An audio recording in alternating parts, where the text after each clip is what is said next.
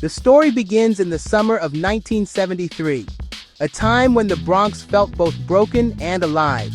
It was here that a young man named Clive Campbell, newly arrived from Jamaica, started to listen to his records differently. He called himself Kool Herc.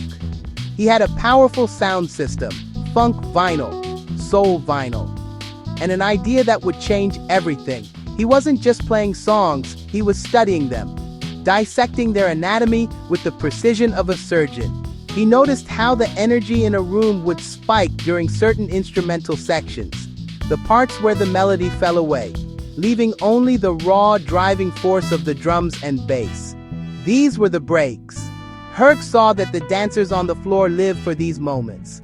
They would wait through the verses and choruses, saving their most explosive moves for those few precious seconds of pure rhythm. The problem was that these breaks were always too short. Fleeting bursts of percussive fire that ended almost as soon as they began.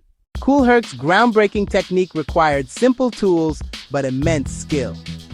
He used two turntables, a basic mixer, two identical copies of the same record. His chosen weapon might be Apache by the incredible bongo band, James Brown's Give It Up, Turn It A-Loose. He would place one record on each turntable, his fingers gently resting on the vinyl. As the break played on the first record, he would use his headphones to cue up the exact same break on the second record. His eyes were fixed on the spinning grooves, his body swaying to the rhythm. Just as the drum solo on the first record was about to end, he would slide the crossfader and drop the needle on the second record, seamlessly starting the break all over again. While that one played, his other hand would be busy. He would spin the first record backward by hand, producing a scratching sound. He would rewind it to the beginning of the break, holding it ready. He called this juggling act the merry-go-round, a perfect name for the cyclical, dizzying loop of rhythm. The party started small, many of them held at 1520 Sedgwick Avenue in the West Bronx, in the building's community recreation room. These were not glamorous events.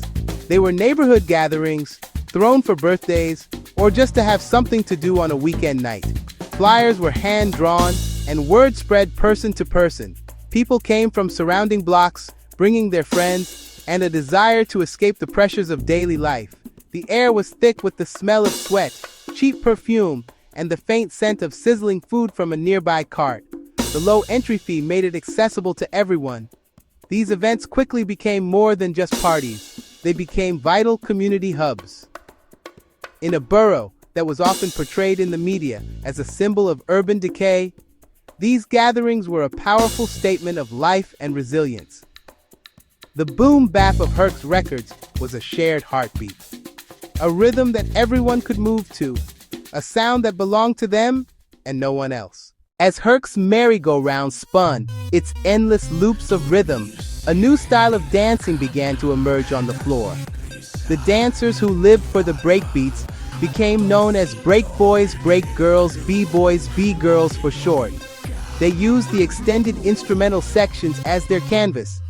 Their moves were acrobatic and explosive, fancy footwork, athletic freezes, gravity-defying spins on the floor. They were not just dancing to the music, they were embodying it, translating the percussive power of the beat into physical motion. Herc noticed these dancers and began to interact with them directly. He had a microphone. He started using it not to sing, but to talk to the crowd. This was the birth of the MC, the master of ceremonies. At first, his role was simple. He would shout out dancers by name, giving them recognition for their skills. Yo, check out Kenny Ken. Trixie is in the house tonight. These shout-outs energized both the dancers and the crowd, turning the dance floor into a competitive but friendly arena. The microphone became another tool for controlling the party's energy. The MC's role soon evolved. The simple shouts grew into rhyming phrases, call and response chants, designed to hype up the audience. To the beat, y'all! And you don't stop! These phrases were rhythmic, spoken in time with the beat, becoming part of the musical tapestry. This was the embryonic stage of rapping. The innovations that began in Herc's parties did not stay confined to community halls. The sound and style quickly spilled out onto the streets, into the parks, onto the basketball courts of the Bronx. Block parties became a common sight. DJs powered their turntables and speakers, often by tapping into the base of a street lamp. These events were free and open to all. They became classrooms where a new generation learned their craft. DJs, MCs, dancers, kids would gather, watching the DJ's hands, memorizing the MC's rhymes, practicing b-boy freezes on flattened cardboard boxes. A whole new knowledge base began to form. DJs became obsessive collectors, hunting through record stores and flea markets, searching for vinyl with the perfect break. They learned to identify records not by artist or title, but by the drum solo hidden deep within a track. A network of shared information developed, DJs trading secrets about the heaviest beats and where to find them. Crate digging culture was fundamental. A DJ's worth was measured not just by skill, but by the depth and rarity of their collection. The culture was built on friendly competition and innovation. DJs battled over who had the loudest system or the most obscure breaks. Dancers formed crews, competing for the most original moves and the most difficult moves. MCs developed unique styles, their rhymes growing more complex and personal. Every element pushed boundaries, creating something new out of the old.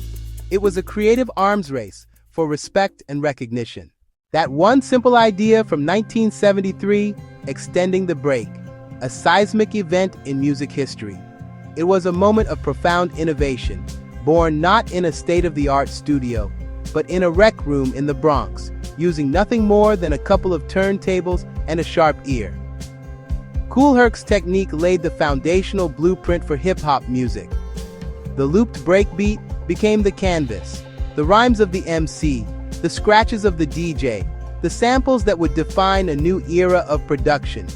The beat that started in that hall still echoes today. Looking back at archive photos and grainy footage, you can almost feel the energy.